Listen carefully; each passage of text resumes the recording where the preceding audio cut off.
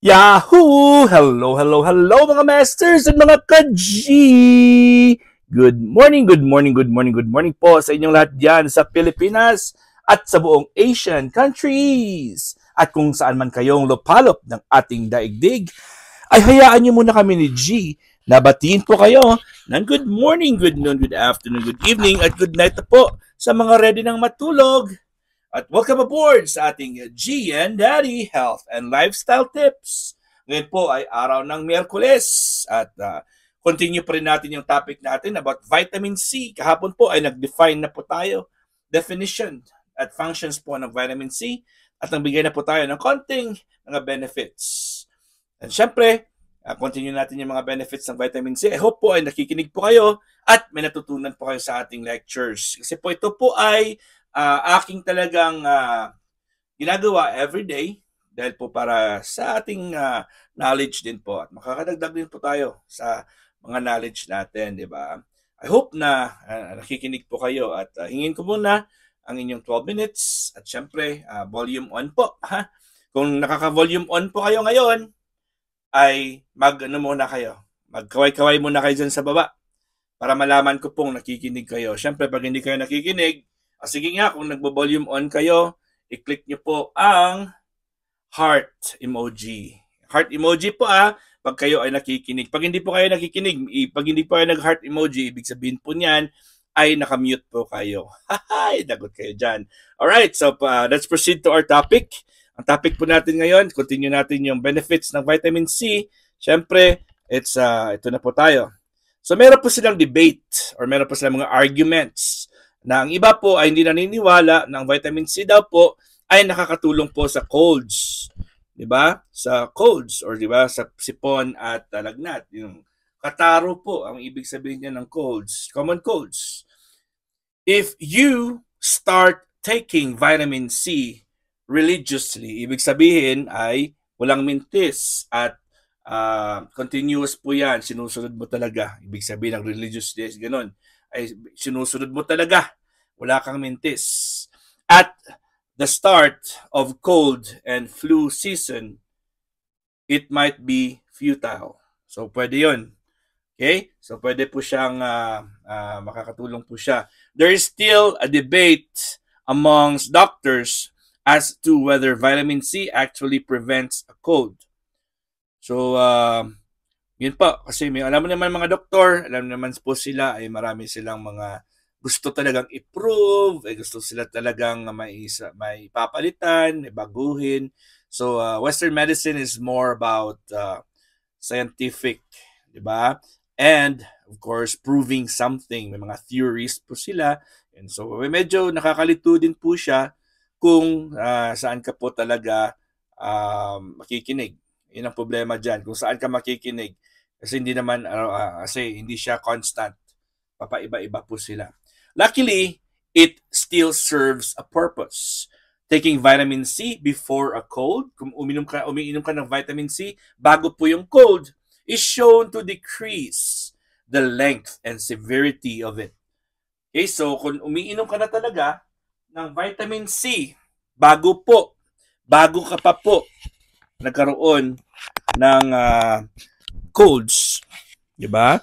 Ay nag-shorten po. So instead po na 1 week, di ba? Kung iba dyan, may 4 days, 5 days. Instead po na ganun kahaba, yung iba po ay in 2 days, 3 days lang, 1 day, ay nawawala na po or slowly na po ay nagdi-decrease na po ang symptoms or ang effect or ang kahabaan ng inyong colds.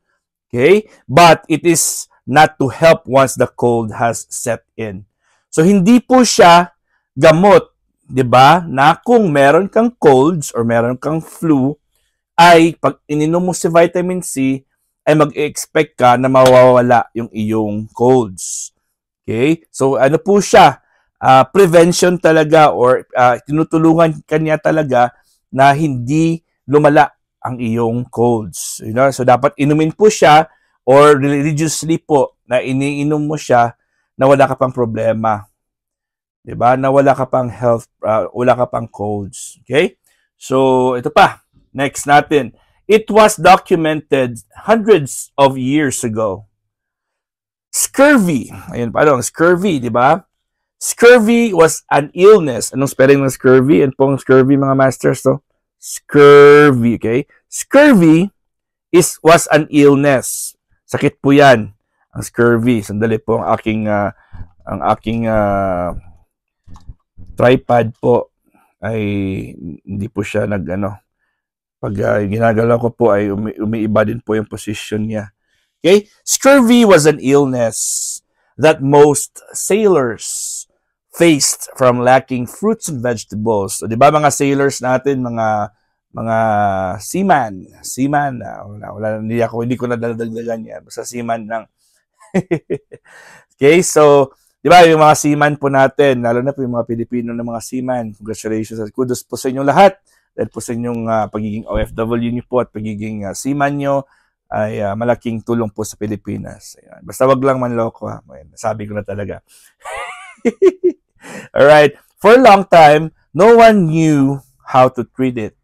Eventually, around 1747, a breakthrough was made. Ito po, this is the start of supplementation po, mga masters. Ito po kukwento ko lang sa inyo. Dahil po, di ba, yung mga seaman po, or mga seafarers, or mga sailors, pumupunta po sila sa laot, mahaba yung oras, mahaba po yung buwan na kanilang paglalakbay sa karagatan.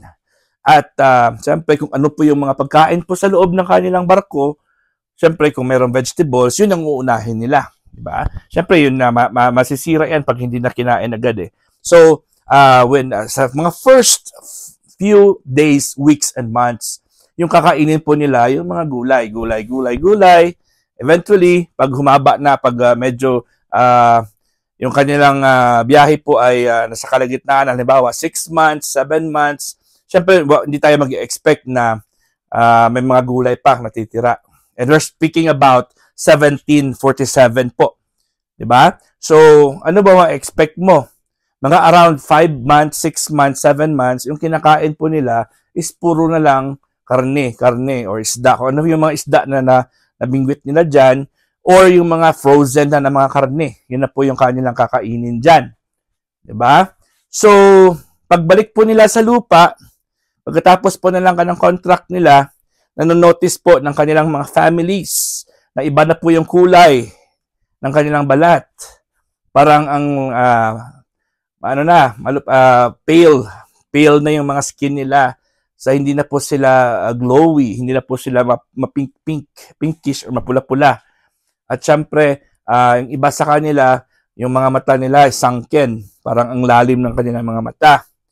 Yung eyeballs nila. And of course, yung iba dyan ay, yung kanilang mga ngipin po ay parang makikita niyo po yung gums. Parang hindi po siya healthy. Yung iba dyan, dumudugo pa. Yung iba dyan, yung mga ngipin ay natatanggal. Diba?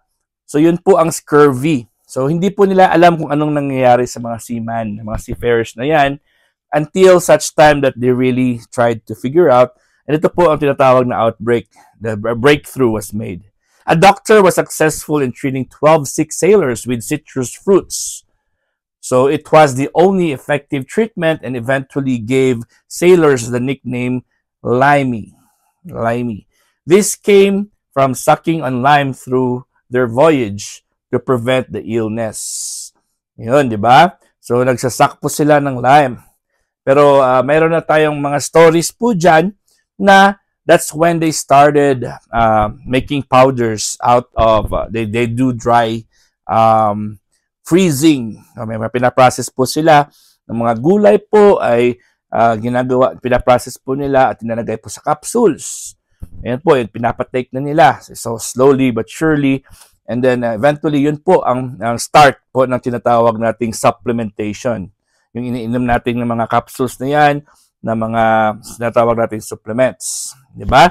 Ayan na si G natin. Si G muna natin i-focus natin kasi nagsasalita lang po ako. Okay? So,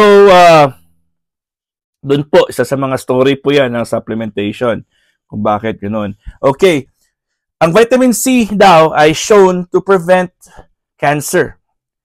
Nakaka-prevent din po siya sa cancer. In many studies, there has been a link between cancer prevention and vitamin C. Okay, so meron po siyang mga links or meron po siyang mga proof or meron po siyang mga facts na pag mga pasyente po ay umiinom ng vitamin C, ay nagpe-prevent as less ang chances na meron silang cancer. It relates to the fact that vitamin C is an antioxidant. O syempre, antioxidant po ang vitamin C, kaya po malaki talaga ang kanyang tulong para mag-prevent po ng cancer, which reduces, ang antioxidants are substances that reduces cell damage. Okay? Not only is this vitamin shown to prevent cancer, hindi lang po na ang vitamin C na to ay nagpe-prevent ng cancer, it is also shown to increase the likelihood of survival during and after treatment. So pag meron na pong cancer at meron na pong undergo na po ng chemotherapy, radiation, or mild chemo or whatever procedures or therapies that these cancer patients are undergoing, so it shows that there is a big chance of survival dahil po sa vitamin C. Alright, mga masters and mga ka-G, hanggang dito lang po tayo ngayon kasi 12 minutes lang po tayo at maraming salamat talaga sa inyong love and support. At bukas po, continue po natin ang lectures natin about vitamin C. Ayun, isa sa mga pinakamahabang topic natin kasi po, very common talagang vitamin C. And kailangan natin igamitin ito ng tama. Dahil po, marami sa atin po ang confused about vitamin C. So, ngayon po ay hanggang dito lang tayo. At maraming salamat sa inyong love and support. Okay, so kita-kits ulit tayo. And again, this is your Master Worm and G, the green girly kitty patootie iguana. God is great. Yahoo!